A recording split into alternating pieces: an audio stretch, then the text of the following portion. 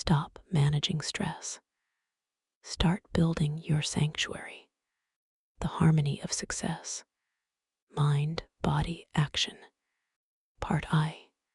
The great American myth of management. We need to have an honest conversation about a word that has been sold to you as a solution, but is actually a trap: management. In North American culture, we are obsessed with managing things. We manage our time, we manage our teams, we manage our finances, and most dangerously, we are told to manage our stress. But think about the word manage for a moment. To manage is to handle, to cope, to barely keep your head above water. When you manage a crisis, you are simply surviving it.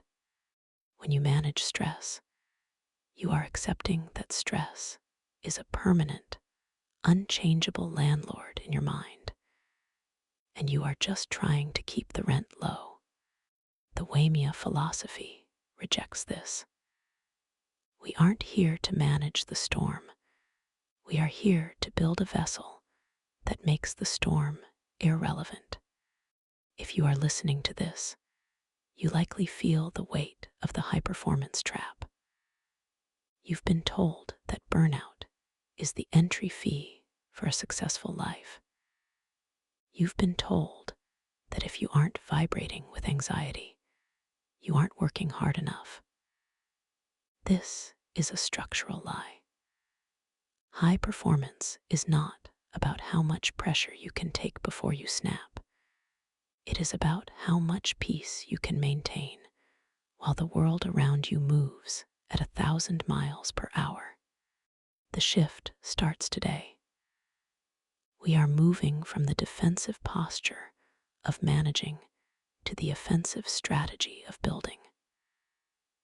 We are going to architect a sanctuary, not a physical place you run away to, but a psychological and environmental fortress that you carry with you. Part II. The architecture of the mind, the internal sanctuary. Your mind is the first site of construction.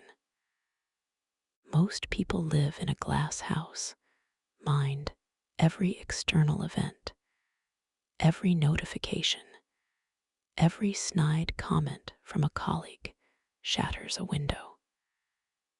They spend their whole lives sweeping up the glass. Building a sanctuary means replacing glass with reinforced steel. It begins with cognitive reframing. In the surfing world, the heart of the Waimea spirit, we don't see a massive swell as a threat. We see it as energy. The wave is neutral. It doesn't want to hurt you, and it doesn't want to help you. It is simply a displacement of energy. Your stress is the same. The deadline, the market crash, the difficult conversation, these are just waves of energy. When you build your internal sanctuary, you stop labeling these events as bad. You start seeing them as currents. A builder doesn't get mad at the wind. He uses the wind to test the aerodynamic integrity of the structure. To build this mental sanctuary, you must implement the rule of the threshold. In North America, we have lost the boundary between on and off. We check emails in bed. We take work calls at dinner. We have turned our entire lives into a gray zone of low-level anxiety. Your sanctuary needs a gate. You must define the sacred spaces where the world is not allowed to enter. This isn't work-life balance. That's a myth. This is environmental sovereignty. Part III. The body as the foundation. You cannot build a cathedral on a swamp. Your body is the physical foundation of your sanctuary. If your nervous system is fried, no amount of positive thinking will save you. The North American lifestyle is an assault on the human nervous system. We are overcaffeinated, underrested, and constantly bathed in blue light. This keeps us in a state of high beta brain waves, the frequency of panic and hypervigilance. You cannot manage your way out of a physiological state of fight or flight. You have to build a way out. This is where the body element of our triad comes in.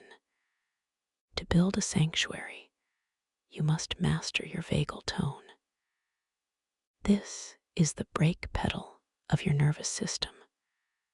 Through deep, diaphragmatic breathing, what we call the breath of the swell. On the Waimea channel, you can manually override your stress response in less than 60 seconds. Think of your body as the cooling system for a high-performance engine. If the cooling system fails, the engine melts. Most high achievers are melting. They think they have a mindset problem when they actually have a biological maintenance problem. Your sanctuary requires a foundation of movement, hydration, and rhythmic rest. Not rest, as in collapsing in front of a screen, but active recovery. The kind of recovery that clears the cortisol from your blood and prepares you for the next peak. Part IV. Action, designing the external environment. Now, let's talk about the world around you. Most people are victims of their environment. They live in spaces designed by advertisers, tech companies, and demanding bosses. Their phones are slot machines designed to steal their focus.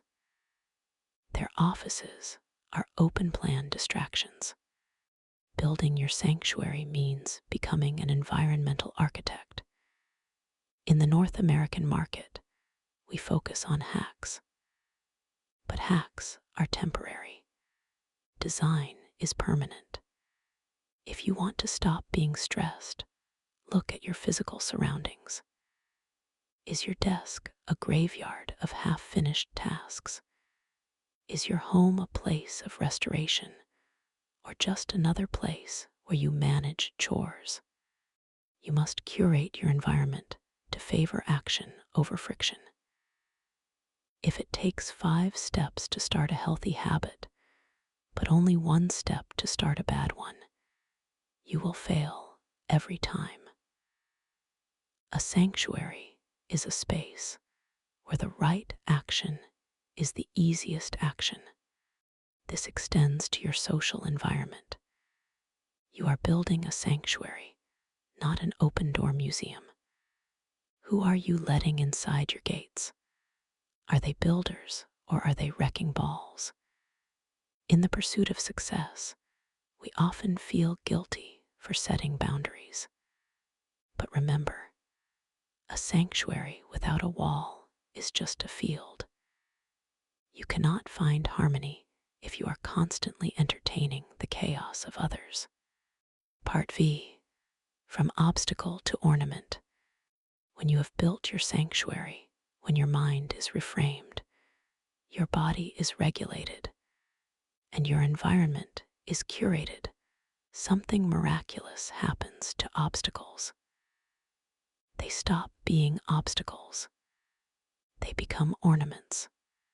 In a well-designed building, the challenges of the terrain, the slope of the hill, the direction of the sun are used to make the building more beautiful. An architect doesn't complain that the ground isn't flat. They use the slope to create a stunning view. This is the ultimate conversion of the harmony of success. When a problem hits your life, you don't recoil. You pull it into your sanctuary and ask, how does this fit into the design? You move from a state of fragility to a state of antifragility. You don't just survive the stress, you grow because of it. Part VI, the Waimea invitation. The journey of building this sanctuary is not a weekend project. It is the work of a lifetime. It is a radical act of rebellion against a culture that wants you stressed, distracted, and manageable. In North America, we are taught that more is the answer. More effort, more hours, more management. But at Waimea, we know that better is the answer. Better design, better rhythm, better harmony. You've spent enough time managing the mess. It's time to start building the masterpiece. If this resonates with you, if you feel the call to move from the chaotic surface of the water down into the calm, powerful depths of the swell, then you belong with us. This audio is just the blueprint.